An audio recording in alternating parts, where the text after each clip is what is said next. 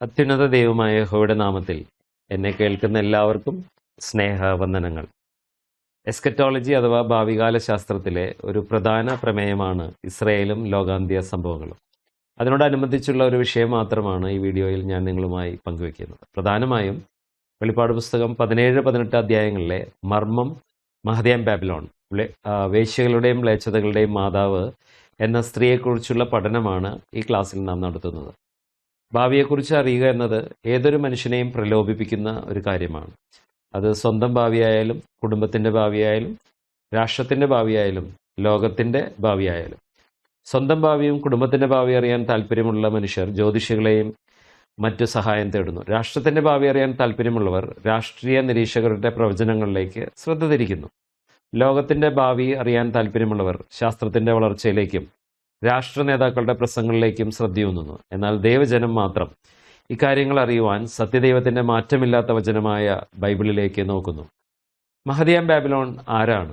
Bible അത് ഇപ്രകാരം വെളിപ്പെടുത്തുന്നു: പിന്നെ 7 കലശമുള്ള 7 ദൂതന്മാരിൽ ഒരുവൻ വന്ന് എന്നോട് സംസാരിച്ചു, വരിക, ഭൂമിയിലെ രാജാക്കന്മാരോട് വേശ്യാവൃത്തി ചെയ്ത് തൻ്റെ വേശ്യാവൃത്തിയുടെ മധ്യത്താൽ ഭൂവാസികളെ മത്തരാക്കിയവളായി പെരുവെള്ളത്തിന്മീതെ ഇരിക്കുന്ന മഹാവേശ്യയുടെ ന്യായവിധി ഞാൻ കാണിച്ചു തരാമെന്ന് പറഞ്ഞു. അവൻ എന്നെ ആത്മാവിൽ മരുഭൂമിയിലേക്ക് കൊണ്ടുപോയി. അപ്പോൾ 7 തലയും 10 കൊമ്പുള്ളതായി ദൂഷണനാമങ്ങൾ നിറഞ്ഞ് കടും ചുവപ്പുള്ള ഒരു മൃഗത്തിന്മേൽ ഒരു സ്ത്രീ ഇരിക്കുന്നത് ഞാൻ കണ്ടു. ആ സ്ത്രീ ധൂമ്രവർണ്ണവും കടും ചുവപ്പും നിറവുമുള്ള വസ്ത്രം ധരിച്ച് പൊന്നും രത്നവും മുത്തുമണിഞ്ഞവളായി തന്റെ വേശ്യാവൃത്തിയുടെ മ്ലേച്ഛതയും അശുദ്ധിയും നിറഞ്ഞ സ്വർണ്ണ പാനപാത്രം കയ്യിൽ പിടിച്ചിരുന്നു. മർമ്മം മഹദിയാം ബാബിലോൺ, വേശ്യമാരുടെയും മ്ലേച്ഛതകളുടെയും മാതാവ് എന്നൊരു പേർ അവളുടെ നെറ്റിയിൽ എഴുതിയിട്ടുണ്ട്. വിശുദ്ധന്മാരുടെ രക്തവും യേശുവിന്റെ സാക്ഷികളുടെ രക്തവും കുടിച്ച് സ്ത്രീ മത്തയായിരിക്കുന്നത് ഞാൻ കണ്ടു. അവളെ കണ്ടിട്ട് അത്യന്തം ആശ്ചര്യപ്പെട്ടു. വെളിപ്പാട് 17-ാം അധ്യായത്തിന്റെ 1 മുതൽ 6 വരെയുള്ള വാക്യങ്ങളാണ് നമ്മളത് കണ്ടത്. ഈ സ്ത്രീ ആരാണെന്ന് വെളിപ്പാട് പുസ്തകം 17-18 വ്യക്തമാക്കിയിട്ടുണ്ട്. നീ കണ്ട സ്ത്രീയോ ഭൂരാജാക്കന്മാരുടെ മേൽ രാജ്യത്വമുള്ള മഹാനഗരം തന്നെ. ഈ മഹാനഗരത്തിന്റെ സവിശേഷതകൾ നമുക്കൊന്ന് ശ്രദ്ധിക്കാം. ഒന്നാമതായി, ഭൂമിശാസ്ത്രപരമായിട്ടുള്ള സ്ഥാനം. മരുഭൂമിയിലാണ് ഈ മഹാനഗരം. 17-ാം അധ്യായത്തിന്റെ 3-ാം വാക്യം ശ്രദ്ധിക്കുക. 2, സമുദ്രതീരത്താണ് ഈ മരുഭൂമി. വെളിപ്പാട് പുസ്തകം 18-ന്റെ 16 മുതൽ 19 വരെയുള്ള ഭാഗങ്ങളും യെശയ്യാ പ്രവചനം 21-ാം അധ്യായത്തിന്റെ 1, 7, 9 വാക്യങ്ങളും ശ്രദ്ധിക്കുക. മൂന്നാമതായിട്ട്, 7 മലകളുടെ മുകളിലാണ് ഈ മഹാനഗരം സ്ഥിതി ചെയ്യുന്നത്. വെളിപ്പാട് പുസ്തകം 17-ന്റെ 9. രണ്ടാമതായിട്ട് നമ്മൾ ചിന്തിക്കാൻ പോകുന്നത് ഇതിന്റെ ആലങ്കാരികമായിട്ടുള്ള സ്ഥാനമാണ്. അതിൽ ഒന്നാമത് നമ്മൾ കാണുന്നത് പെരുവെള്ളത്തിന്മീതെ ഇരിക്കുന്നു. വെളിപ്പാട് 17-ന്റെ 2. ഈ പെരുവെള്ളം വംശങ്ങളും പുരുഷാരങ്ങളും ജാതികളും ഭാഷകളുമാണ്. വെളിപ്പാട് 17-ന്റെ 15-ാം വാക്യത്തിൽ അത് പ്രസ്താവിച്ചിട്ടുണ്ട്. രണ്ടാമതായിട്ട് നമ്മൾ കാണുന്നത് 7 തലയും 10 കൊമ്പുമുള്ള മൃഗത്തിന്റെ മുകളിലാണ് അവൾ ഇരിക്കുന്നത്. വെളിപ്പാട് 17-ന്റെ 7-ാം വാക്യം. സ്ത്രീ ഇരിക്കുന്ന 7 തലയും 7 മലയാകുന്നു, അവ 7 രാജാക്കന്മാരും ആകുന്നു. 17-ാം അധ്യായത്തിന്റെ 9-ഉം 10-ഉം വാക്യങ്ങൾ. മൂന്നാമതായിട്ട് നമ്മൾ ചിന്തിക്കാൻ പോകുന്നത് ഈ സ്ത്രീയുടെ അഥവാ ഈ നഗരത്തിന്റെ പ്രത്യേകതകളെ കുറിച്ചാണ്. ആ പ്രത്യേകതകൾ ഒന്നാമത്തെ കാര്യം, ഭൂരാജാക്കന്മാരോട് വേശ്യാവൃത്തി ചെയ്യുന്നവളാണിവൾ. വെളിപ്പാട് 17-ന്റെ 2. ഈ വേശ്യാവൃത്തി എന്ന് പറഞ്ഞിരിക്കുന്നത് വിഗ്രഹാരാധനയാണ്. ബൈബിളിൽ വിഗ്രഹാരാധനയെ വേശ്യാവൃത്തിയോട് ഉപമിച്ചിരിക്കുന്നത് പഴയ നിയമത്തിലുടനീളം കാണാം. ഉദാഹരണം, യിരെമ്യാവിന്റെ പുസ്തകം 32-ാം അധ്യായം 6-ാമത്തെയും 9-ാമത്തെയും വാക്യം, എസ്കേൽ പ്രവചനം 6-ാം അധ്യായത്തിന്റെ 9-ാം വാക്യം, എസ്കേൽ 16-ാം അധ്യായത്തിന്റെ 1 മുതൽ 63 വരെയുള്ള വാക്യങ്ങളും വായിച്ചു നോക്കുക. രണ്ടാമതായിട്ട്, വേശ്യാവൃത്തിയുടെ മധ്യത്താൽ ഭൂവാസികളെ മത്തരാക്കുന്നവൾ എന്നുള്ളൊരു വിശേഷണം നമുക്ക് കാണാം. വെളിപ്പാട് 17-ന്റെ 2. മൂന്നാമത്, ആഡംബര ജീവിതം നയിക്കുന്നവളാണിത്. വെളിപ്പാട് 17-ന്റെ 4. തന്നെത്താൻ ഉയർത്തുന്നവൾ. വെളിപ്പാട് 18-ന്റെ 7. അടുത്തതായിട്ട് നമ്മൾ കാണുന്ന ഒരു സവിശേഷത, വിശുദ്ധന്മാരുടെ രക്തവും യേശുവിന്റെ സാക്ഷികളുടെ രക്തവും കുടിച്ച് മത്തയായവൾ. വെളിപ്പാട് പുസ്തകം 17-ന്റെ 6-ാം വാക്യം. അടുത്തതായിട്ട് നമ്മൾ കാണുന്നത് കച്ചവടം ചെയ്യുന്നവൾ. വെളിപ്പാട് 18-ന്റെ 3-ാം വാക്യവും 10 മുതൽ 16 വരെയുള്ള വാക്യങ്ങളിൽ ഇവൾ ചെയ്യുന്ന കച്ചവട വസ്തുക്കളെക്കുറിച്ചും രേഖപ്പെടുത്തിയിട്ടുണ്ട്. അടുത്തത് ഈ സ്ത്രീയുടെ അഥവാ നഗരത്തിന്റെ വിശേഷണങ്ങളെക്കുറിച്ചാണ്. ഇവളെ ഒന്നാമതായി വിളിച്ചിരിക്കുന്നത് മഹദിയാം ബാബിലോൺ എന്നാണ് വിളിച്ചിരിക്കുന്നത്. രണ്ടാമതായിട്ട്, വേശ്യകളുടെയും മ്ലേച്ഛതകളുടെയും മാതാവ് എന്ന് വിളിച്ചിരിക്കുന്നത്. മറ്റൊരു വിളിപ്പേർ രാജ്ഞി എന്നാണ് വിളിച്ചിരിക്കുന്നത്. മറ്റൊന്ന് മഹാവേശ്യ എന്ന് വിളിച്ചിരിക്കുന്നു. ഇനി ഇതുവരെ നമ്മൾ ശ്രദ്ധിച്ചതിൻ്റെ നമുക്കിതിൻ്റെ വിശദീകരണങ്ങളിലേക്ക് ഒന്ന് പോകാം. ഈ സ്ത്രീ ആരാണെന്ന് വേദ പഠിതാക്കൾക്കിടയിൽ വിവിധ അഭിപ്രായങ്ങൾ നിലവിലുണ്ട്. 1 റോം, 2 ഇസ്താൻബുൾ, 3 എരുശലേം, 4 ബാബിലോൺ അല്ലെങ്കിൽ ഇറാഖ്. ഇങ്ങനെ പോകുന്നു ആ പട്ടിക.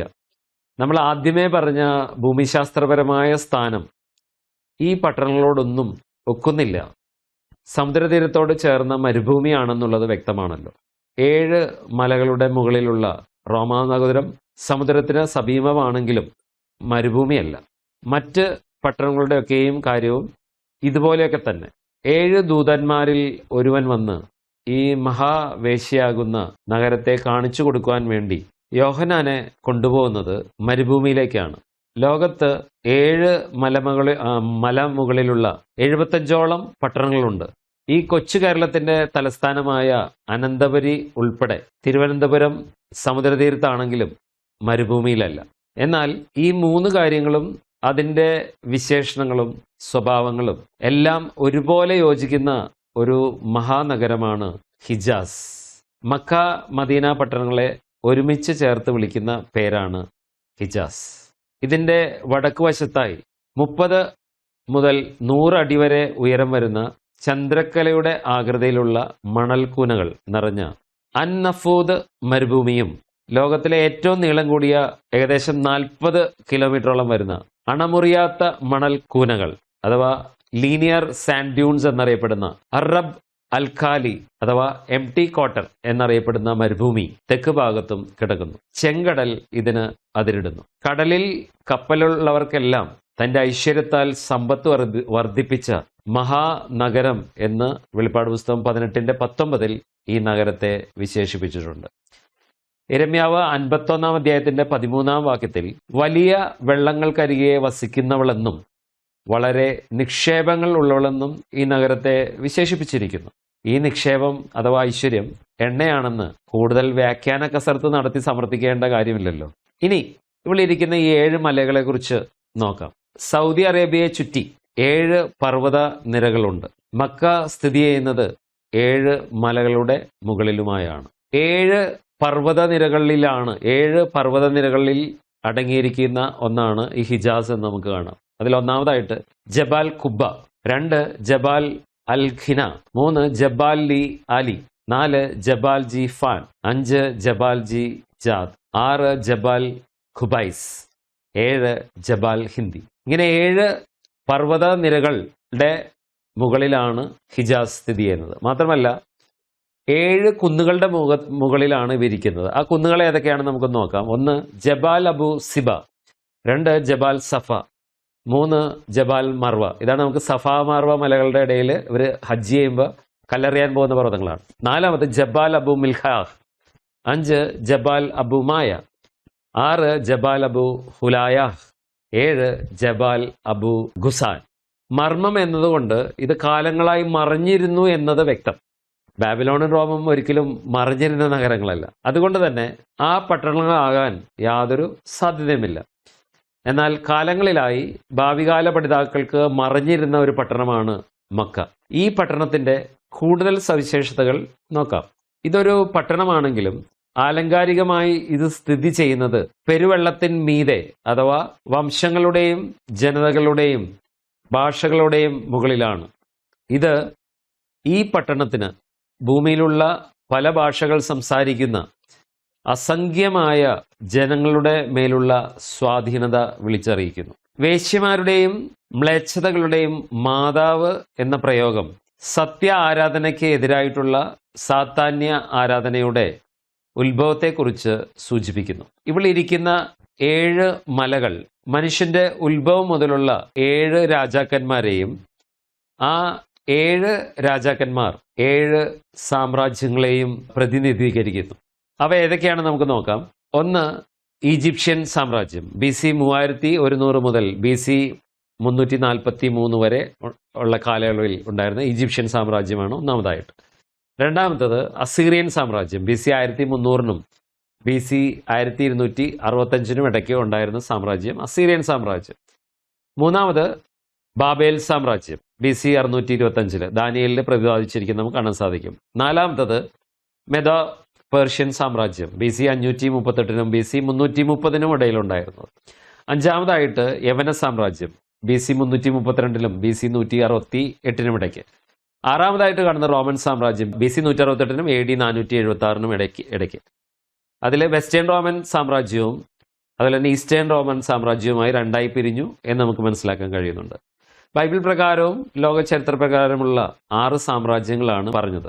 ഏഴാമത്തവനെ കുറിച്ച് ബൈബിൾ പറഞ്ഞിരിക്കുന്നത് ഇങ്ങനെയാണ്: ഇവിടെ ജ്ഞാനബുദ്ധിയുണ്ട്, തല 7 സ്ത്രീ ഇരിക്കുന്ന 7 മലയാകുന്നു, അവ 7 രാജാക്കന്മാർ ആകുന്നു. 5 പേർ വീണുപോയി, ഒരുത്തൻ ഉണ്ട്, മറ്റവൻ ഇതുവരെ വന്നിട്ടില്ല, വന്നാൽ പിന്നെ അവൻ കുറഞ്ഞോന്ന് ഇരിക്കേണ്ടതാവുന്നു. വെളിപ്പാട് പുസ്തകം 17 അധ്യായത്തിന്റെ 9-10 വാക്യങ്ങളിലാണ് നമ്മളത് വായിച്ചത്. പറഞ്ഞതിൽ ഈജിപ്റ്റ്, അസീറിയ, ബാബേൽ, മെദോപേർഷ്യ, യവന എന്നീ 5 പേർ വീണുപോയി, അർത്താൽ അവ കഴിഞ്ഞുപോയി. യോഹന്നാൻ 96 AD കാലയളവിലാണല്ലോ വെളിപ്പാട് പുസ്തകം എഴുതുന്നത്.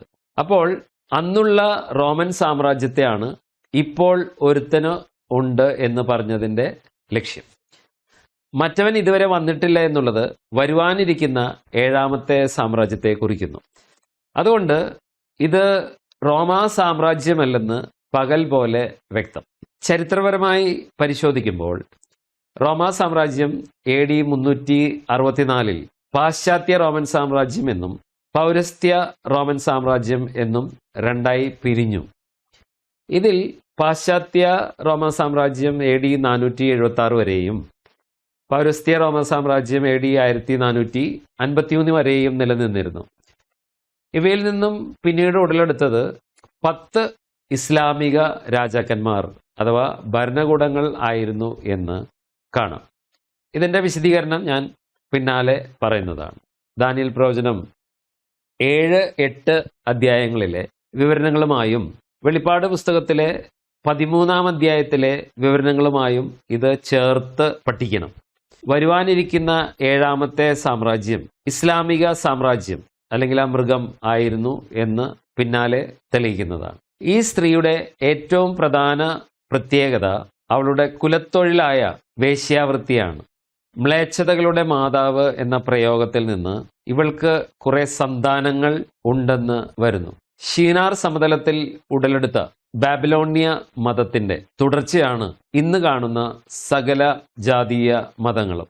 നിമ്രോദിന്റെ ഭാര്യയായിരുന്ന സെമറമിസ് നിമ്രോദിന്റെ മരണശേഷം തനിക്ക് ജനിച്ച പുത്രൻ തമ്മൂസ് ഉൽപ്പത്തി 3:15 സ്ത്രീയുടെ സന്തതിയാണെന്ന് അവകാശപ്പെട്ടു. ഇത് സത്യദൈവത്തിനെതിരായിട്ടുള്ള പുതിയൊരു മതത്തിന് തുടക്കം കുറിക്കലായിരുന്നു. ഇത് പിന്നീട് ഫിനീഷ്യരുടെ ഇടയിൽ എസ്തരോസ് തമ്മൂസായും ഈജിപ്തിൽ ഐസിസ് ഹോരൂസ് എന്നും അഫോഡൈറ്റ് ഇറോസായി യവനന്മാരുടെ ഇടയിലും വിനീസ് കുപ്പിഡ് അഥവാ മഡോണയും കുഞ്ഞും ആയി റോമിലും ഷിങ്മു ഹെഗിദായി ചൈനയിലും ബെൽത്തൂസ് ബെൽറസായി അസീറിയയിലും നിലനിന്നിരുന്നല്ലോ. ഈ രീതിയിൽ മാത്രമല്ലാതെ ചിലയിടങ്ങളിൽ സൂര്യദേവനായും ചന്ദ്രദേവനുമായൊക്കെ ഇവർ ആരാധിക്കപ്പെട്ടും പോന്നു. അങ്ങനെ നിലനിന്നിരുന്ന ഈ മതസമ്പ്രദായത്തിൻ്റെ പിന്തുടർച്ചയാണ് ഇസ്ലാം മതവും. 7 മലകളുടെ മുകളിലും ഈ സ്ത്രീ ഇരിക്കുന്നു എന്നുള്ളത് നാം പ്രത്യേകം ശ്രദ്ധിക്കേണ്ടിയിരിക്കുന്നു. 7 തലയും 10 കൊമ്പുകളുമുള്ള മൃഗമാണ് അവളെ ചുമക്കുന്നത്. 10 കൊമ്പുകൾ എന്നുള്ളത് 10 ഇസ്ലാമിക ഭരണകൂടങ്ങളാകുന്നു. ഈ 10 ഇസ്ലാമിക ഭരണകൂടങ്ങൾ ഏതാണെന്ന് നമുക്ക് നോക്കാം. ഒന്നാമതായി അബൂബക്കറിന്റെ ഖിലാഫത്ത് AD 632 634 2 വർഷം മാത്രം നീണ്ടുന്ന അബൂബക്കറിന്റെ ഭരണകാലം. രണ്ടാമതായിട്ട് നമ്മൾ കാണുന്നത് ഉമ്മറിന്റെ ഖിലാഫത്താണ് AD 634 മുതൽ 644 വരെ. മൂന്നാമതായിട്ട് ഉസ്മാന്റെ ഖിലാഫത്ത് AD 644 ശേഷം. അതിനുശേഷം ഇടക്കാലത്ത് അലിയുടെ ഖിലാഫത്ത് കാണാം. അലി കുറച്ചു കാലം ഭരിക്കുന്നതായിട്ട് കാണാൻ സാധിക്കും. അഞ്ചാമതായിട്ട് ഉമേദ് രാജവംശം AD 661-750 ഇടയ്ക്ക്. ആറാമതായിട്ട് അബ്ബാസിദ് രാജവംശം AD 750 1258.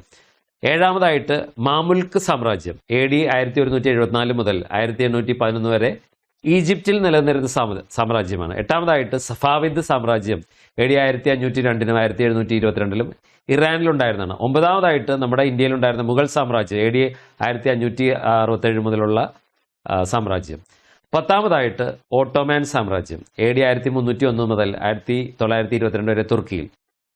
ദാനിയേൽ 7-8 23, 24 ഈ 10 രാജാക്കന്മാരെ കുറിച്ച് സൂചിപ്പിക്കുമ്പോൾ അവയ്ക്ക് തലയിൽ രാജമുടിയില്ല. ദാനിയേൽ 7:8 ഞാൻ ആ കൊമ്പുകളെ നോക്കിക്കൊണ്ടിരിക്കുമ്പോൾ അവയുടെ ഇടയിൽ മറ്റൊരു ചെറിയ കൊമ്പ് മുളച്ചു വന്നു. അതിനാൽ മുമ്പിലത്തെ കൊമ്പുകളിൽ 3 വേരോടെ പറിഞ്ഞുപോയി. ഈ കൊമ്പിൽ മനുഷ്യന്റെ കണ്ണുപോലെ കണ്ണും വമ്പ് പറയുന്ന വായും ഉണ്ടായിരുന്നു. ദാനിയേൽ 23, 24 7:23, 24 അവൻ പറഞ്ഞതോ, 4ാമത്തെ മൃഗം ഭൂമിയിൽ 4ാമതായി ഉത്ഭവിപ്പാനുള്ള രാജ്യം തന്നെ.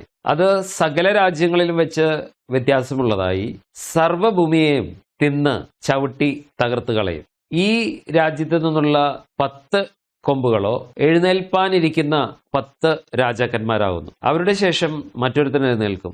അവൻ മുമ്പിലത്തോരോട് വ്യത്യാസമുള്ളവനായി 3 രാജാക്കന്മാരെ വീഴ്ച കളയും. എന്നാൽ വെളിപ്പാട് 13:1 ഈ രാജാക്കന്മാരെ കുറിച്ച് പറയുമ്പോൾ അവയ്ക്ക് രാജമുടിയുണ്ട്. അപ്പോൾ 10 കൊമ്പും 7 തലയും കൊമ്പുകളിൽ 10 രാജമുടിയും സമുദ്രത്തിൽ നിന്ന് കയറുന്നത് ഞാൻ കണ്ടു. വെളിപ്പാട് 17:12 പറയുന്നത്, നീ കണ്ട 10 കൊമ്പ് 10 രാജാക്കന്മാർ, അവർ ഇതുവരെ രാജ്യത്വം പ്രാപിച്ചിട്ടില്ല. മൃഗത്തോടൊന്നിച്ച് 1 നാഴിക നേരത്തേക്ക് രാജാക്കന്മാരെ പോലെ അധികാരം പ്രാപിക്കുന്നവനും എന്നാണ്. 7ാമത്തെ മലയെക്കുറിച്ച് സൂചിപ്പിച്ചപ്പോൾ 7ാമത്തവൻ വന്നാൽ അവൻ കുറഞ്ഞോന്ന് ഇരിക്കേണ്ടതാകുന്നു എന്നാണ് പറയുന്നത്. വെളിപ്പാട് 17:10 റോമാ സാമ്രാജ്യത്തിൽ നിന്ന് ഉടലെടുക്കാൻ പോകുന്ന യൂറോപ്പിലെ 10 രാഷ്ട്രങ്ങൾ അടങ്ങുന്ന ഒരു സഖ്യമാണെന്നുള്ള ശക്തമായ പണ്ഡിതമതം നിലനിൽക്കുന്നുണ്ട്. എന്നാൽ ചരിത്രപരമായി നമ്മൾ പരിശോധിക്കുമ്പോൾ റോമാ സാമ്രാജ്യത്തിന്റെ 2 കാലുകളിൽ നിന്ന് വന്ന ഈ 10 ഭരണകൂടങ്ങൾ യഥാർത്ഥത്തിൽ ഇസ്ലാമിക രാജ്യങ്ങളായിരുന്നു എന്ന് തെളിയുന്നു. അതിനുള്ള ശക്തമായ ഒരു തെളിവാണ് ദാനിയേൽ 2:41 മുതൽ 43 വരെ വായിക്കുന്ന വാക്യങ്ങളിൽ നമ്മൾ കാണുന്നത്. കാലും കാൽവിരലും പാതി കളിമണ്ണും പാതി ഇരുമ്പും കൊണ്ടുള്ളതായി കണ്ടതിന്റെ താല്പര്യമോ, അതൊരു ഭിന്ന രാജ്യത്വമായിരിക്കും. എങ്കിലും ഇരുമ്പും കളിമണ്ണും ഇടകലർന്നതായി കണ്ടതുപോലെ അതിൽ ഇരുമ്പിനുള്ള ബലം കുറവുണ്ടായിരിക്കും.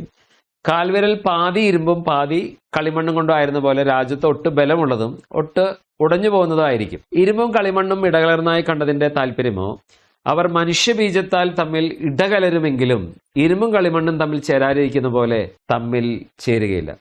ഇതിൽ ഇടകലരുക എന്ന വാക്ക് 3 പ്രാവശ്യം ഉപയോഗിച്ചിട്ടുണ്ട്. അതിന്റെ മൂലഭാഷയിൽ വാക്കിന്റെ അർത്ഥം അറബ് എന്നാണ്. അപ്പോൾ ഈ 10 അറബ് രാഷ്ട്രങ്ങളുടെ സഖ്യമാണെന്ന് വരുന്നു. കൂടാതെ അറബ് എന്ന വാക്കിന്റെ അർത്ഥം മരുഭൂമി, മരുഭൂവാസി എന്ന്. വെളിപ്പാട് 17:3 ഈ മഹദിയ ബാബിലോണിനെ കുറിച്ച് കാണിച്ചു തരാൻ വേണ്ടി യോഹനാനെ കൊണ്ടുപോകുന്നത് മരുഭൂമിയിലേക്കാണെന്നുള്ളതും കുറിക്കൊള്ളണം. വടക്ക് ബ്രിട്ടീഷ് ദ്വീപുകളും വടക്ക് കിഴക്കൻ കാസ്പിയൻ കടലും കിഴക്ക് മെസപ്പൊട്ടോമിയയിലും തെക്ക് കിഴക്ക് അറേബ്യൻ മരുഭൂമിയും ചെങ്കടലും തെക്ക് പ്രോൺക്യൂൻസിലോർ ആഫ്രിക്കയും തെക്ക് പടിഞ്ഞാറ് മൗറിത്താനിയയും പടിഞ്ഞാറ് സ്പെയിനും വരെ നീണ്ടുകിടന്നിരുന്ന ഏഷ്യയിലും യൂറോപ്പിലും ആഫ്രിക്കയിലുമായി നിലകൊണ്ടിരുന്ന ഒന്നായിരുന്നു റോമൻ സാമ്രാജ്യം. AD 364 റോമാ സാമ്രാജ്യം 2ആയി വിഭജിക്കപ്പെട്ടു. പാശ്ചാത്യ റോമാ സാമ്രാജ്യം എന്നും പൗരസ്ത്യ റോമാ സാമ്രാജ്യം എന്നുമാണ് 2ആയി വിഭജിച്ചത്. ഇത് ആണ് ദാനിയേൽ കണ്ട സ്വപ്നത്തിലെ ബിംബത്തിന്റെ ഇരുമ്പും കളിമണ്ണും ഇടകലർന്ന 2 കാലുകൾ. AD 476 പാശ്ചാത്യ റോമാ സാമ്രാജ്യം അധപ്പതിച്ചപ്പോൾ അതിന്റെ കീഴിലായിരുന്ന അറേബ്യൻ ഭൂപ്രദേശത്ത് AD 630 മുഹമ്മദിന്റെ നേതൃത്വത്തിൽ ഇസ്ലാമിക സാമ്രാജ്യം ഉദയം കൊണ്ടു. മുഹമ്മദിന് ശേഷം സാമ്രാജ്യത്തിന്റെ തലവന്മാരായ അബൂബക്കറും ഉസ്മാനും ഈ സാമ്രാജ്യത്തെ കൂടുതൽ വിസ്തൃതിയിലേക്ക് നയിച്ചു. പാശ്ചാത്യ റോമാ സാമ്രാജ്യത്തിന്റെ അധീനരായിരുന്ന Syria, Iraq, Egypt, Israel, Russian പ്രദേശങ്ങൾ, സ്പെയിൻ തുടങ്ങിയ പല പ്രദേശങ്ങളും ഇസ്ലാമിക സാമ്രാജ്യത്തിന്റെ കീഴിലായി. പിന്നീട് 1453 പൗരസ്ത്യ റോമാ സാമ്രാജ്യത്തിന്റെ തലസ്ഥാനമായിരുന്ന ഇസ്താൻബുൾ അഥവാ കോൺസ്റ്റാന്റിനോപ്പിൾ ഓട്ടോമാൻ തുർക്കികൾ ആക്രമിച്ച് കീഴടക്കി. ഇത് ലോകത്തിലെ പ്രധാനപ്പെട്ട ഒരു ഡേറ്റ് ആണ്. ഓട്ടോമാൻ സാമ്രാജ്യത്തിന് അങ്ങനെ അടിത്തറയിട്ടു. ഇങ്ങനെ ദാനിയേൽ കണ്ട സ്വപ്നത്തിലെ ബിംബത്തിന്റെ 2 കാലുകളിൽ നിന്നുള്ള 10 വിരലുകളുടെ ആദ്യഘട്ടത്തിന് സമാരംഭമായി. 1923 കമാൽ അത്താതുർക്ക് ഖലീഫ ഭരണം റദ്ദാക്കുന്നതുവരെ അവൻ കുറഞ്ഞോന്ന് ഇരിക്കേണ്ടതാകുന്നു എന്ന് വെളിപ്പാട് പുസ്തകം 17:10 പറഞ്ഞിരിക്കുന്ന 7ാമത്തെ മലയെക്കുറിച്ച് അഥവാ സാമ്രാജ്യത്തെക്കുറിച്ചുള്ള പ്രവചനം ഇവിടെ നിവൃത്തിയായി. ഇനി അവസാന നാളുകളിൽ 8ാമത്തെ സാമ്രാജ്യം ഉടലെടുക്കുന്ന ചിത്രമാണ് വെളിപ്പാട് 13-ാം അധ്യായത്തിലും വെളിപ്പാട് 17:11-12 വാക്യങ്ങളിലും പ്രതിപാദിച്ചിരിക്കുന്നത്. ഇങ്ങനെ വെളിപ്പാട് പുസ്തകത്തിൽ മറ്റവൻ ഇതുവരെ വന്നിട്ടില്ലെന്ന് പറഞ്ഞ 7ാമൻ ഇസ്ലാമിക സാമ്രാജ്യമാണെന്ന് തെളിയുന്നു. 1923 കമൽ അത്താതുർക്ക് നിർത്തലാക്കിയ ഈ ഖിലാഫത്ത് സാമ്രാജ്യത്തെ പുനർജീവിപ്പിക്കാനായിരുന്നു അബൂബക്കർ അൽ ബാഗാദി ശ്രമിച്ചത്. ഇത് എട്ടാമതായി വരാനിരിക്കുന്ന അവസാന ജാതീയ സാമ്രാജ്യത്തിൻ്റെ കാലൊച്ചയാണെന്ന് എത്ര പേർ തിരിച്ചറിഞ്ഞിട്ടുണ്ട്? ഉണ്ടായിരുന്നതും ഇല്ലാത്തതുമായ മൃഗം എട്ടാമത്തവനും എഴുവരിൽ ഉൾപ്പെട്ടവനും തന്നെ അവൻ നാശത്തിലേക്ക് പോകുന്നു എന്നാണ് വെളിപ്പാട് 17:11 അവനെക്കുറിച്ച് പറയുന്നത്. ഈ എട്ടാമത്തെ സാമ്രാജ്യമാണ് വെളിപ്പാട് പുസ്തകം 13 കാണുന്ന സമുദ്രത്തിൽ നിന്ന് കയറി വരുന്ന മൃഗം. ഈ സാമ്രാജ്യത്തിലെ മൃഗം എന്ന് വിളിച്ചിരിക്കുമ്പോൾ തന്നെ ഇതിൻ്റെ നേതാവിനെയും മൃഗം എന്ന് വിശേഷിപ്പിച്ചിരിക്കുന്നു. വെളിപ്പാട് പുസ്തകം 19-ാം അധ്യായത്തിൻ്റെ 19-20 വാക്യങ്ങൾ ശ്രദ്ധിക്കുക. ഈ നേതാവായിരിക്കും ബൈബിളിൽ പറയുന്ന എതിർ ക്രിസ്തു. ക്രൈസ്തവർ എതിർ ക്രിസ്തു എന്ന് പറയുന്നവനെ മുസ്ലിങ്ങൾ മഹദി എന്നാണ് വിവക്ഷിക്കുന്നത്. അന്ത്യകാലത്ത് മുസ്ലിങ്ങളെയെല്ലാം ഒന്നിപ്പിച്ച് ഇന്ന് ഇസ്ലാമിൽ കാണുന്ന എല്ലാ വിഭാഗീയതകളെയും അവസാനിപ്പിച്ച് മുഴുവൻ മുസ്ലിം ലോകത്തിൻ്റെയും നേതൃത്വം വഹിക്കുന്ന ഖലീഫയായിരിക്കും മഹദി എന്ന് ഇസ്ലാമിക ഗ്രന്ഥങ്ങളിൽ കാണുന്നു. മുസ്ലിം ലോകത്തുള്ള എല്ലാ അഭിപ്രായ വ്യത്യാസങ്ങളും പരിഹരിച്ച് അവരെ ഒറ്റക്കെട്ടാക്കി നിർത്തുന്ന ഈ മഹദിയെയും അന്നത്തെ ഭരണാധികാരികളെയും കുറിച്ച് ബൈബിൾ പറയുന്നത് ഇപ്രകാരമാണ്: ഇവർ ഒരേ അഭിപ്രായമുള്ളവർ, തങ്ങളുടെ ശക്തിയും അധികാരവും മൃഗത്തിന് ഏൽപ്പിച്ചു കൊടുക്കുന്നു. വെളിപ്പാട് പുസ്തകം 17:13. ഈ മൃഗം ചുമന്നുകൊണ്ട് നടക്കുന്ന സ്ത്രീയെക്കുറിച്ചാണ് നാം ചിന്തിച്ചുകൊണ്ടിരിക്കുന്നത്. ഇനി സ്ത്രീയുടെ അഥവാ മെക്കയുടെ വേശ്യാവൃത്തി എന്താണെന്ന് പരിശോധിക്കാം. വെളിപ്പാട് പുസ്തകം 18:3. അവളുടെ വേശ്യാവൃത്തിയുടെ ക്രോധമദ്യം സകല ജാതികളും കുടിച്ചു. ഭൂമിയിലെ രാജാക്കന്മാർ അവളോട് വേശ്യാസംഗം ചെയ്യുകയും ഭൂമിയിലെ വ്യാപാരികൾ അവളുടെ പിളപ്പിന്റെ ആധിക്യത്താൽ സമ്പന്നരാകുകയും ചെയ്തു. ഇതിനോട് ചേർന്ന് പഴയ നിയമത്തിൽ നിന്ന് ഒരു വാക്യം കൂടി നമുക്കൊന്ന് പരിശോധിക്കാം. യിരെമ്യാവിന്റെ പുസ്തകം 51-ാം അധ്യായത്തിന്റെ 7-ാം വാക്യം: ബാബേൽ യഹോവയുടെ കൈവിൽ സർവ്വഭൂമിയെയും ലഹരി പിടിക്കുന്ന പൊൻപാത്രമായിരുന്നു. ജാതികൾ അതിലെ വീഞ്ഞു കുടിച്ചിട്ട് അവർക്ക് ഭ്രാന്ത് പിടിച്ചു. ബൈബിളിൽ വേശ്യാവൃത്തി പൊതുവെ വിഗ്രഹാരാധനയോട് ബന്ധപ്പെടുത്തിയാണ് പറഞ്ഞിരിക്കുന്നത്. ഇവിടെ ഒരു വിരോധാഭാസമുണ്ട്. ഇസ്ലാം വിഗ്രഹാരാധനയെ ശക്തിയായി എതിർക്കുന്നതാണ് പറയുന്നതെങ്കിലും വാസ്തവത്തിൽ ലോകത്ത് നിർബന്ധപൂർവം അതിൻ്റെ അനുയായികളെ കൊണ്ട് വിഗ്രഹാരാധന ചെയ്യിക്കുന്ന ഒരേ ഒരു മതം ഇസ്ലാമാണ്. മക്കയിലുള്ള കാബ എന്ന കെട്ടിടത്തിൻ്റെ യമാനി മൂലയിൽ സ്ഥിതി ചെയ്യുന്ന ഹജ്റുൽ അസ്വദ് എന്ന കറുത്ത കല്ലിൻ്റെ നേരെ നോക്കിയാണ് ലോകത്തുള്ള എല്ലാ മുസ്ലിങ്ങളും 5 നേരം നിസ്കരിക്കുന്നത്. 24 സമയമേഖലകൾ, ടൈം സോൺ. നിസ്കാര സമയം അനുസരിച്ച് ഈ ആരാധനാ രീതി അണമുറിയാതെ ഒരു മെക്സിക്കൻ അലമാല പോലെ തുടർമാനമായി നടന്നുകൊണ്ടേയിരിക്കുന്നു. ഒരു നിർബന്ധിത പ്രക്രിയയാണ്. ഈ കല്ലിനെ തൊടുവാനും ചുംബിക്കുവാനും വേണ്ടി ലോകത്തിൻ്റെ എല്ലാ ഭാഗങ്ങളിൽ നിന്നുള്ള മുസ്ലിങ്ങളെ പ്രേരിപ്പിക്കുന്ന ഈ വീഞ്ഞിൻ്റെ ലഹരി എത്രമാത്രമാണെന്നുള്ളതിന് ഒരു ചെറിയ ഉദാഹരണം പ്രമുഖ ഇസ്ലാം പണ്ഡിതനായിട്ടുള്ള ശ്രീ ഷൈഖ് മുഹമ്മദ് കാരാക്കുന്നിൻ്റെ വാക്കുകളിൽ നിന്ന് മനസ്സിലാക്കാം. ഷൈഖ് മുഹമ്മദ് കാരാക്കുന്ന് ഹജ്ജ് കർമ്മവും ചൈതന്യവും, പേജ് 61: ഞങ്ങൾ നിശ്ചിത പ്രാർത്ഥന ഉരുവിട്ട് വലതുകാലെടുത്ത് വെച്ച് മസ്ജിദിൽ ഹറാമിൽ പ്രവേശിച്ചു. അല്പം മുന്നോട്ട് നീങ്ങിയതോടെ പ്രതീക്ഷാപൂർവ്വം കാണാൻ കൊതിച്ച ദൃശ്യം മുന്നിൽ പ്രത്യക്ഷപ്പെട്ടു. വിശുദ്ധ കബ കണ്ടതോടെ വിവരണാതീതമായ വികാരങ്ങൾ മനസ്സിനെ മതിച്ചു. അവാച്യമായ അനുഭൂതി, ആത്മാവ് ഹർഷപുളകിതമായി, ശരീരം കോരിത്തരിച്ചു. ഇത് ഷൈഖ് മുഹമ്മദ് കാരാക്കുന്ന് ഹജ്ജ് കർമ്മവും ചൈതന്യവും പുറം 61 നമ്മൾ വായിക്കുന്നു. ഹജ്റുൽ അസ്വദ് എന്ന കറുത്ത കല്ലിന് ഉള്ളതായി പറയപ്പെടുന്ന ശക്തികളും കഴിവുകളും അത്ഭുത സിദ്ധികളും ലോകത്തെ ഏറ്റവും വലിയ വിഗ്രഹാരാധകൻ പോലും തൻ്റെ വിഗ്രഹത്തിന് ഉണ്ടെന്ന് അവകാശപ്പെടില്ല. സ്വർഗത്തിൽ നിന്ന് വീണെന്നും മനുഷ്യന്റെ പാവങ്ങൾ വലിച്ചെടുക്കുന്നെന്നും മനുഷ്യരുടെ ഹൃദയവികാരങ്ങൾ അറിയാൻ കഴിയുന്നെന്നും അന്ത്യനാളിൽ കാണാൻ കണ്ണുണ്ടാകുമെന്നും സംസാരിക്കാൻ നാവുണ്ടാകുമെന്നും മനുഷ്യന് ഉപകാരവും ഉപദ്രവം ചെയ്യാൻ കഴിയുമെന്നും അള്ളാഹുവിൻ്റെ വലങ്കയാണെന്നുമൊക്കെയാണ് ഈ കല്ലിനെ കുറിച്ച് ഇസ്ലാമിക ഗ്രന്ഥങ്ങളിൽ കാണുന്നത്. ഇന്ന് വെറും കല്ല് മാത്രമായിരിക്കുന്ന ഇത് അന്ത്യകാലത്ത് ജീവൻ വയ്ക്കുമെന്നാണ് ഇസ്ലാമിക പ്രമാണങ്ങളിൽ പറഞ്ഞിരിക്കുന്നത്. ബൈബിൾ എസ്കറ്റോളജി പഠിതാക്കൾക്കും കല്ല് എന്നത് വളരെ പ്രാധാന്യമർഹിക്കുന്ന ഒരു കാര്യമാണ്. കൈതൊടാത്ത കല്ലിനെ കുറിച്ച് ബൈബിളിൽ പ്രതിപാദിച്ചിരിക്കുന്നത് നമുക്കറിയാം. അതുകൊണ്ട് ഈ കല്ലിന് എതിരായിട്ടുള്ള മറ്റൊരു കല്ലായിട്ട് ഇസ്ലാമിക എസ്കറ്റോളജിയിലും ഈ കല്ലിനെ കുറിച്ച് പറഞ്ഞിരിക്കുന്നത് നമ്മൾ ശ്രദ്ധിക്കേണ്ടതാണ്. സർവ്വഭൂമിയെയും ലഹരി പിടിപ്പിക്കുന്ന പൊൻപാത്രം എന്ന പ്രയോഗം ഹിജാസിന്, മക്ക മദീന പട്ടണങ്ങൾക്ക് എത്രമാത്രം യോജിക്കുന്നു എന്ന് നോക്കുക. ഭൂമിയിലെ രാജാക്കന്മാർ അവളോട് വേശ്യാസംഗം ചെയ്യുകയും ഭൂമിയിലെ വ്യാപാരികൾ അവളുടെ പിളപ്പിന്റെ ആധിക്യത്താൽ സമ്പന്നരാകുകയും ചെയ്തു എന്നത് സാധാരണക്കാർ മാത്രമല്ല, ലോകമെമ്പാടുള്ള ഇസ്ലാമിക ഭരണകൂടങ്ങളിലെ നേതാക്കന്മാരും പ്രമാണിമാരും കൂടി ഹിജാസിലേക്ക് തീർത്ഥാടനം നടത്തുന്നതിനെയും ഇവളുടെ എണ്ണ കൊണ്ട് ലോകത്ത് നടക്കുന്ന വൻ വ്യാപാര വ്യവസായങ്ങളെയും ചൂണ്ടിക്കാണിക്കുന്നതാണ്. ഇവൾ വാങ്ങുന്ന അഥവാ ഇവൾക്ക് വിൽക്കുന്ന സാധനങ്ങളുടെ ലിസ്റ്റ് ബൈബിളിൽ കൊടുത്തിട്ടുണ്ട്. വെളിപ്പാട് പുസ്തകം 18 അധ്യായത്തിന്റെ 11 മുതൽ 13 വരെയുള്ള വാക്യങ്ങളിൽ നമുക്കത് കാണാം. ഭൂമിയിലെ വ്യാപാരികൾ പൊന്ന്, വെള്ളി, രത്നം, മുത്ത്, നേരിയ തുണി, ധൂമ്ര വസ്ത്രം, പട്ട്, കടുംചുവപ്പ്, ചന്ദനത്തരങ്ങൾ, ആനക്കൊമ്പുകൊണ്ടുള്ള സകലവിധ സാമാനങ്ങൾ, വിലയേറിയ മരവും പിച്ചളയും ഇരുമ്പും മർമ്മര കല്ലും കൊണ്ടുള്ള ഓരോ സാമാനം, ലവംഗം, ഏലം, ധൂപവർഗം, മൂറ്, കുന്തിരുക്കം, എണ്ണ, നേരിയമാവ്, കോതമ്പ്, കന്നുകാലി, ആട്, കുതിര, രഥം, മനുഷ്യദേഹം, മനുഷ്യപ്രാണൻ എന്നീ ചരക്ക് ഇനി ആരും വാങ്ങായികയാൽ അവളെ ചൊല്ലി കരഞ്ഞു ദുഃഖിക്കുന്നു. വെളിപ്പാട് 18ന്റെ 11 മുതൽ 13 വരെയുള്ള വാക്യങ്ങളിൽ ഈ ലിസ്റ്റ് ഒന്ന് സൂക്ഷിച്ചു നോക്കിയാൽ സുഖലോലുപപരമായിട്ടുള്ള വസ്തുക്കളും ആഡംബര വാഹനങ്ങളും സുഗന്ധ വ്യഞ്ജനങ്ങളും അവയവ കച്ചടവും എല്ലാം ഉൾപ്പെടുന്നതായി കാണാം. ഈ ലിസ്റ്റ് യോജിക്കുന്നത് യൂറോപ്പിനേക്കാൾ അറേബ്യൻ ഉപദ്വീപിലെ ഉപഭോഗ സംസ്കാരത്തോടാണ്. ഇവൾ തന്നെത്താൻ ഉയർത്തുന്നവളാണെന്ന് ബൈബിളിൽ പറയുന്നു.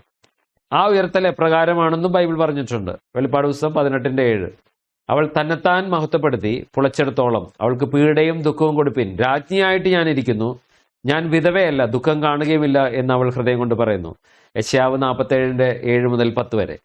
ഞാൻ എന്നേക്കും തമ്പുരാട്ടിയായിരിക്കും എന്ന് നീ പറഞ്ഞു, അത് കൂട്ടാക്കാതെയും അതിന്റെ അവസാനം ഓർക്കാതെ ഇരുന്നു. ആകയാൽ ഞാൻ മാത്രം, എനിക്ക് തുല്യമായി മറ്റാരുമില്ല, ഞാൻ വിധവയായിരിക്കേയില്ല, പുത്രനഷ്ടം അറിയുകയുമില്ല എന്ന് ഹൃദയത്തിൽ പറയുന്ന സുഖഭോഗിനിയും നിർഭയവാസിനിയും ആയുള്ളവേ, ഇത് കേൾക്ക. പുത്രനഷ്ടം, വൈവിധ്യം, ഇവ രണ്ടും പെട്ടെന്ന് ഒരു ദിവസത്തിൽ തന്നെ നിനക്ക് ഭവിക്കും.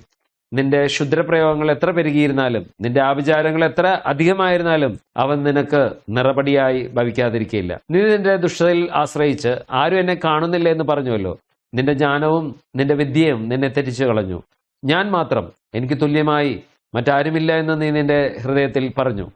ഇസ്രായേലിന്റെ ദൈവമായ യഹോവയുടെ മുകളിൽ തന്നെത്താൻ ഉയർത്തുന്ന സ്വഭാവം ഉൽപ്പത്തി 10-ാം അധ്യായത്തിലെ നിമ്രോദിന്റെ ബാബേൽ സ്ഥാപനം മുതൽ മിക്ക സാമ്രാജ്യ തലവന്മാരിലും കണ്ടുവരുന്ന സ്വഭാവമാണ്.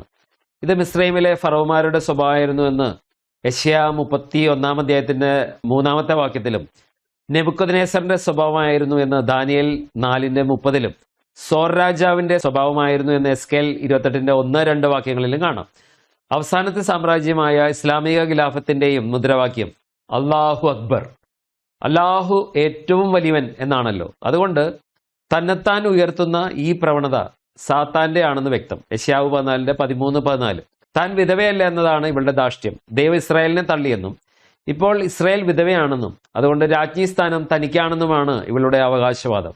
എന്നാൽ ഇവളുടെ ഈ മോഹം വ്യർത്ഥമാണെന്നും ഇസ്രായേലിന്റെയും യഹൂദയുടെയും ദൈവം സ്ഥിരമായി തള്ളിക്കളഞ്ഞിട്ടില്ലെന്ന് വ്യക്തമായി തന്നെ ദൈവവചനത്തിൽ രേഖപ്പെടുത്തിയിട്ടുണ്ട്. യിരെമ്യാവ് 51:5.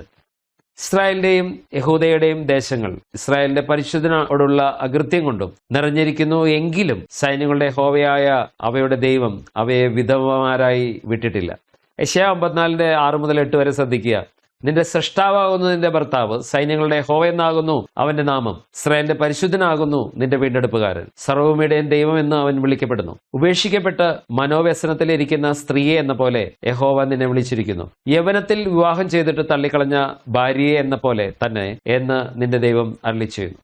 അല്പ നേരത്തേക്ക് മാത്രം ഞാൻ നിന്നെ ഉപേക്ഷിച്ചു, എങ്കിലും മഹാകരുണയോടെ ഞാൻ നിന്നെ ചേർത്തുകൊള്ളും. ക്രോധാധിക്യത്താൽ ഞാൻ ക്ഷണനേരത്തേക്ക് എന്റെ മുഖം നിനക്ക് മറച്ചു, എങ്കിലും നിത്യതയോടെ ഞാൻ നിന്നോട് കരുണ കാണിക്കുമെന്ന് നിന്റെ വീണ്ടെടുപ്പുകാരനായ യഹോവ അരുളിച്ചെയ്യുന്നു. യെശയ്യാ 54:6 മുതൽ 8 വരെ.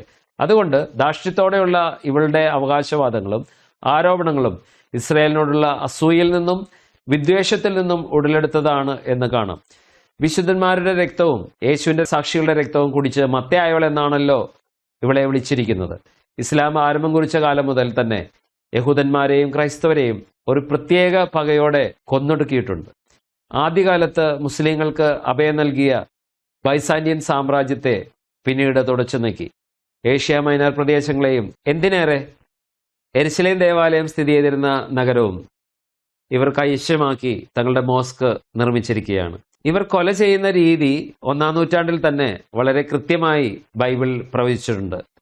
യോഹന്നാൻ 16-ാം അധ്യായത്തിന്റെ 2-3 വാക്യവും വെളിപ്പാട് 20-4 തുടങ്ങിയ വേദഭാഗങ്ങളിൽ പിതാവിനെയും പുത്രനെയും അറിയായക കൊണ്ട് ദൈവത്തിന് വഴിപാട് അർപ്പിക്കുന്നു എന്ന നിലയിൽ വിശുദ്ധന്മാരെ കഴുത്തറുത്ത് കൊല്ലുന്നതിനെക്കുറിച്ച് രേഖപ്പെടുത്തിയിരിക്കുന്നത് കാണാം. ഈ രീതി ഇന്ന് ആധുനിക കാലത്തും സിറിയയിൽ, ഇറാഖിലും നമ്മുടെ കൺവെട്ടത്ത് അനുസ്യൂദ്യം നടന്നുകൊണ്ടിരിക്കുന്നത് നാം മാധ്യമങ്ങളിലൂടെ അറിയുന്നുണ്ടല്ലോ. ഇവളുടെ മറ്റൊരു അവകാശവാദം നോക്കാം. ഞാൻ രാജ്ഞിയായിരിക്കുന്നു എന്നാണ് ഇവൾ പറയുന്നത്. എന്താണ് ഈ അവകാശവാദത്തിന്റെ അർത്ഥം? യെശയ്യാവ് 47 പോകാം. യെശയ്യാവ് 47-ന്റെ 5-ാം വാക്യം, കൽദയപുത്രി മിണ്ടാതെ ഇരിക്കുക, ഇരുട്ടത്ത് പോക, നിന്നെ ഇനി രാജ്യങ്ങളുടെ തമ്പുരാട്ടി എന്ന് വിളിക്കില്ല, രാജ്യങ്ങളുടെ തമ്പുരാട്ടി എന്ന് വിളിക്കില്ല. യെശയ്യാവ് 47-ന്റെ 7. ഞാൻ എന്നേക്കും തമ്പുരാട്ടിയായിരിക്കും എന്ന് നീ പറഞ്ഞ് അത് കൂട്ടാക്കാതെയും അതിന്റെ അവസാനം ഓർക്കാതെയും ഇരുന്നു. ഞാൻ രാജ്യങ്ങളുടെ തമ്പുരാട്ടി ആണെന്നാണ് അവകാശവാദം. അങ്ങനെ ഉന്നയിക്കുന്ന നഗരം ഏതാണ്? ഖുർആൻ നമ്മൾ പരിശോധിച്ചാൽ സൂറ 6-ന്റെ 92-ൽ ഇങ്ങനെ കാണുന്നു: ഇതാ നാം അവതരിപ്പിച്ച നന്മ നിറഞ്ഞ ഒരു ഗ്രന്ഥം, അതിന്റെ മുമ്പുള്ള വേദത്തെ ശരിവെക്കുന്നത് അത്രേ അത്.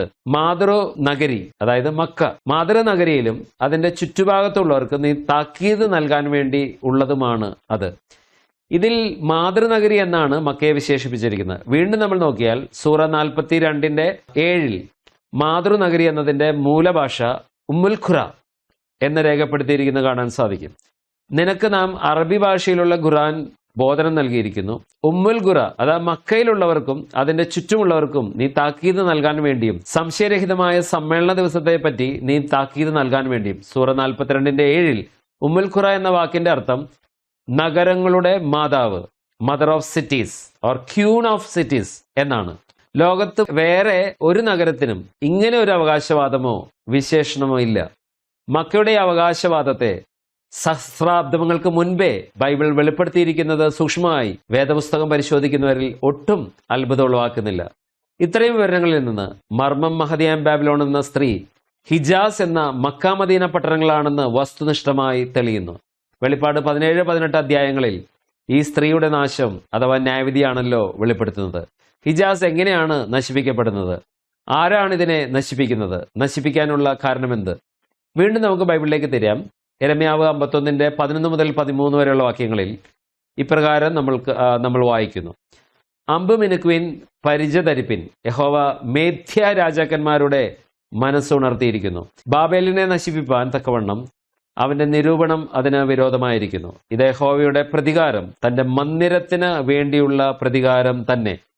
ബാബേലിന്റെ മതിലുകൾക്ക് നേരെ കൊടിയുയർത്തുവിൻ, കാവൽ ഉറപ്പിപ്പിൻ, കാവൽക്കാരെ നിർത്തുവിൻ, പതിയിരിപ്പുകാരെ ഒരുക്കുവിൻ. യഹോവ ബാബേൽ നിവാസികളെക്കുറിച്ച് അരുളി ചെയ്തതും നിർണയിച്ചതും അനുഷ്ഠിച്ചുമിരിക്കുന്നു. വലിയ വെള്ളങ്ങൾക്കരികെ വസിക്കുന്നവളായി, വളരെ നിക്ഷേപങ്ങളുള്ളവളെ, നിന്റെ അവസാനം, നിന്നെ ഛേദിച്ചു കളയാനുള്ള അവധി വന്നിരിക്കുന്നു. ഹിജാസ് എങ്ങനെയാണ് നശിപ്പിക്കപ്പെടുന്നത്? ഹിജാസ് സ്ഥിതി ചെയ്യുന്നത് സൗദി അറേബ്യയിലാണ്. സൗദി അറേബ്യയെ ഭരിക്കുന്നത് സുൽത്താൻമാരാണ്. ഇവർ വഹാബി വിഭാഗത്തിൽ ഉൾപ്പെടുന്നവരാണ്. സുന്നി വിഭാഗത്തിലെ ഒരു ന്യൂനപക്ഷമാണ് വഹാബികൾ. ഇസ്ലാമിക ശരീഅത്ത് അനുസരിച്ച് ഖലീഫയാണ് ഭരണം നടത്തേണ്ടത്, സുൽത്താനല്ല. ഇസ്ലാമിന്റെ വിശുദ്ധ സ്ഥലം ഉൾക്കൊള്ളുന്ന സൗദി അറേബ്യയിലെ ഭരണ സംവിധാനത്തെ മറ്റ് മുസ്ലിം രാഷ്ട്രങ്ങൾ അനിസ്ലാമിക ഭരണകൂടമായാണ് കണക്കാക്കുന്നത്. അതുകൊണ്ട് തന്നെ ഈ ഭരണകൂടത്തെ നീക്കി ഇസ്ലാമിക ഭരണം സ്ഥാപിക്കുക എന്നുള്ളത് ഭൂരിപക്ഷം വരുന്ന സുന്നികളുടെയും ഷിയാക്കളുടെയും ആവശ്യമാണ്. ഈ അപകടം മുൻകണ്ടുകൊണ്ടാണ് സൗദി അറേബ്യ അമേരിക്കയുമായിട്ടുള്ള സൈനിക സഖ്യം ചെയ്തിട്ടുള്ളത്. അതൊരു അവിശുദ്ധ ബന്ധമായിട്ടാണ് മുസ്ലിം സമൂഹം മനസ്സിലാക്കുന്നത്. ഇസ്ലാമിക ബ്രദർഹുഡിന്റെ പ്രധാന ലക്ഷ്യങ്ങളിലൊന്ന് ഖിലാഫത്ത് പുനഃസ്ഥാപിക്കുക എന്നുള്ളതാണ്. സൗദിയിലും മറ്റും രാജഭരണം ഉള്ളിടങ്ങളിലും ഈ അടുത്ത കാലത്തുണ്ടായ ജനപ്രക്ഷോഭങ്ങൾ ഇതിന്റെ സൂചനകളാണ്. ഹിജാസ് നശിപ്പിക്കപ്പെടുമെന്ന് അവരുടെ ഗ്രന്ഥങ്ങളിലും രേഖപ്പെടുത്തിയിട്ടുണ്ട്. ഇത് 1 മണിക്കൂർ കൊണ്ട് നശിപ്പിക്കപ്പെടും എന്നാണ് ബൈബിളിൽ പറഞ്ഞിരിക്കുന്നത്. അത് നിമിത്തം മരണം, ദുഃഖം, ക്ഷാമം എന്നിങ്ങനെ അവളുടെ ബാധകൾ ഒരു ദിവസത്തിൽ തന്നെ വരും. അവളെ തീയിലിട്ട് ചുട്ടുകളയും. അവളെ ന്യായം വിധിച്ച ദൈവമായ കർത്താവ് ശക്തനല്ലോ. അവളോടുകൂടെ വേശ്യാസംഗം ചെയ്ത് പുളച്ചിരിക്കുന്ന ഭൂരാജാക്കന്മാർ അവളുടെ പീഡനിമിത്തം ഭയപ്പെട്ട് ദൂരത്ത് നിന്ന് അവളുടെ ദഹനത്തിന്റെ പുക കാണുമ്പോൾ അവളെ ചൊല്ലി കരഞ്ഞും മാർത്തടിച്ചും കൊണ്ട്, അയ്യോ അയ്യോ മഹാനഗരമായ ബാബിലോണെ, ബലമേറിയ പട്ടണമേ, 1 മണിക്കൂർ കൊണ്ട് നിന്റെ ന്യായവിധി വന്നല്ലോ എന്ന് പറയും. വെളിപ്പാട് ദിവസം 18-ന്റെ 8 മുതൽ 10 വരെയുള്ള ഭാഗങ്ങളിൽ നമ്മളത് കാണുന്നു. വഹാബികൾക്കെതിരെ മറ്റ് സുന്നി വിഭാഗങ്ങൾ ഷിയാക്കളും കൂടി ചേർന്ന് ഹിജാസിനെ മോചിപ്പിക്കുവാൻ ശ്രമിക്കുമ്പോൾ ഇത് നിറവേറ്റപ്പെടും. ആരാണ് ഇതിനെ നശിപ്പിക്കുന്നത് നമുക്കൊന്ന് നോക്കാം. യെരമ്യാവ് 51:11 ദൈവം ഇത് ചെയ്യിപ്പിക്കുന്നത് മേധ്യ രാജാക്കന്മാരുടെ മനസ്സുണർത്തിയാണെന്ന് രേഖപ്പെടുത്തിയിരിക്കുന്നു. ചരിത്രം ആവർത്തിക്കുമെന്ന് ചുരുക്കം. മേധ്യ ഇറാൻ രാജാവായിരുന്ന കോരശിനെ കൊണ്ടാണ് പണ്ട് ദൈവം യഹൂദ്യയുടെ ബാബേൽ പ്രവാസകാലത്ത് ദൈവാലയ നിർമ്മാണത്തിന് ഉത്തരവിടിച്ചത്. ഇവിടെ വീണ്ടും യഹൂദന്മാരുടെ ദേവാലയ നിർമ്മാണത്തിന് വേണ്ടി ഇറാന്റെ നേതൃത്വത്തിൽ ഒരു നീക്കമുണ്ടാകും. പ്രാകാരം ജാതികൾക്ക് ചവിട്ടാൻ വിട്ടേക്കുന്നു എന്ന് വെളിപ്പാട് 11:2 പറഞ്ഞിരിക്കുന്നു. ഈ പ്രാകാരത്തിലാണ് അൽ-അഖ്സ മോസ്ക് സ്ഥിതി ചെയ്യുന്നത്. യഹൂദ റബിമാരുടെ അഭിപ്രായമനുസരിച്ച് പ്രാകാരം മുസ്ലിങ്ങൾക്ക് വിട്ടുകൊടുത്തുകൊണ്ട് ദേവാലയ നിർമ്മാണത്തിന് ഒരു സാധ്യത തെളിഞ്ഞു വരുന്നുണ്ട്. ഇപ്പോഴത്തെ സ്ഥിതിയിൽ ഇറാനും ഇസ്രായേലും അമേരിക്കയും തമ്മിലൊക്കെ ശത്രുതയുണ്ടെങ്കിലും ഇറാനും സൗദിയും തമ്മിലുള്ള വിരോധം കൂട്ടിവായിക്കുമ്പോൾ പ്രവചന പൂർത്തീകരണം വരുന്ന ഭാവിയിൽ ഉണ്ടാകും എന്നുള്ളത് ഒരു വസ്തുതയാണ്. ഇനി ഇവയെ നശിപ്പിക്കാനുള്ള കാരണമെന്ത്? തൻ്റെ മന്ദിരത്തിന് വേണ്ടിയുള്ള പ്രതികാരം എന്നാണ് യഹോവ അരുളി ചെയ്തിരിക്കുന്നത്. യഹോവയുടെ മന്ദിരം നിന്ന സ്ഥാനത്ത് Abdul Malik ibn Marwan dome of rock എന്ന ഒരു പള്ളി പണി കഴിപ്പിക്കുകയും പിതാവിനെയും പുത്രനെയും നിഷേധിക്കുന്ന ഖുറാനിലെ ആയത്തുകൾ അഥവാ വാക്യങ്ങൾ അകത്തും പുറത്തും ഉല്ലേഖനം ചെയ്തു വയ്ക്കുകയും ചെയ്തു. ഇന്നുവരെയും യെരുശലേം ദേവാലയം പുനഃസ്ഥാപിക്കപ്പെടാതിരിക്കുന്നതിന് കാരണം ശൂന്യമാക്കുന്ന മ്ലേച്ഛത വിശുദ്ധ സ്ഥലത്ത് നിൽക്കുന്നത് കൊണ്ടാണ്. അതുകൊണ്ട് ദൈവം തൻ്റെ മന്ദിരത്തിന് വേണ്ടി പ്രതികാരം ചെയ്യാൻ പോകുകയാണ്. മറ്റൊന്ന് ദൈവജനത്തിന് വേണ്ടിയുള്ള പ്രതികാരമാണ്. സ്വർഗമേ, വിശുദ്ധന്മാരും അപ്പോസ്തലന്മാരും പ്രവാചകന്മാരുമായുള്ളവരെ, ദൈവം അവളോട് നിങ്ങൾക്ക് വേണ്ടി പ്രതികാരം നടത്തിയതുകൊണ്ട് അവളെ ചൊല്ലി ആനന്ദിപ്പൻ. വെളിപ്പാട് 18:20 നമ്മളത് വായിക്കുന്നു. ഈ മതമുണ്ടായ കാലം മുതൽ ഇന്നുവരെ ദൈവജനത്തോട് ചെയ്തുകൊണ്ടിരിക്കുന്ന എല്ലാ ക്രൂരതകൾക്കും ദൈവം പ്രതികാരം ചെയ്യുന്നത് തികച്ചും ന്യായമല്ലോ. അതുകൊണ്ട് ഇങ്ങനെ ഒരു നീക്കം ആരംഭിക്കുന്നത് കാണുമ്പോഴേ സൗദിയിലുള്ള ദൈവജനമേ, അവളെ വിട്ട് ഓടുവാൻ തുടങ്ങുക. ഇത് ബൈബിളിന്റെ ആഹ്വാനമാണ്. യെരമ്യാ പ്രവചനം 51:6 ബാബേലിന്റെ നടുവിൽ നിന്ന് ഓടി ഓരോരുത്തൻ താന്താന്റെ പ്രാണനെ രക്ഷിച്ചുകൊള്ളുവിൻ. നിങ്ങൾ അതിന്റെ അകൃത്യത്തിൽ നശിച്ചു പോകരുത്. ഇത് യഹോവയുടെ പ്രതികാര കാലമല്ലോ. അതിന്റെ പ്രവൃത്തിക്ക് തക്കവണ്ണം അവൻ അതിനോട് പകരം ചെയ്യും. വെളിപ്പാട് പുസ്തകം 18:4-5 വാക്യങ്ങളിൽ വേറൊരു ശബ്ദം സ്വർഗത്തിൽ നിന്ന് പറയുന്നതായി ഞാൻ കേട്ടത്, എൻ്റെ ജനമായുള്ളവരെ അവളുടെ പാപങ്ങളിൽ കൂട്ടാളിയാകാതെയും അവളുടെ ബാധകളിൽ ഓഹരിക്കാരാകാതെയും ഇരിപ്പിൻ. അവളെ വിട്ടു പോരുവിൻ. അവളുടെ പാപം ആകാശത്തോളം കുന്നിച്ചിരിക്കുന്നു. അവളുടെ അകൃത്യം ദൈവം ഓർത്തിട്ടുമുണ്ട്. പ്രിയപ്പെട്ടവരെ, ഇതുവരെയും നമ്മൾ ചിന്തിച്ചത് വെളിപ്പാട് പുസ്തകത്തിൽ പറഞ്ഞിരിക്കുന്ന ഈ സ്ത്രീ മറ്റാരുമല്ല, സൗദി അറേബ്യയിലെ മക്ക മദീന അഥവാ ഹിജാസ് ആണെന്ന് നമ്മൾ മനസ്സിലാക്കുകയുണ്ടായി. ഇപ്പോൾ നടന്നുകൊണ്ടിരിക്കുന്ന ഈ യുദ്ധം അത് അവസാന യുദ്ധമാകുമോ? തുടർന്ന് എന്തെല്ലാം കാര്യങ്ങളാണ് സംഭവിക്കാൻ പോകുന്നത്? തുടർന്നുള്ള കാര്യങ്ങൾ വരുന്ന വീഡിയോയിൽ നമുക്ക് കൂടുതലായിട്ട് ചിന്തിക്കാം. ഇതുവരെ എന്നെ കേട്ട എല്ലാ പ്രിയപ്പെട്ടവർക്കും നന്ദി. ദൈവനാമം വാഴ്ത്തപ്പെടുമാറാകട്ടെ.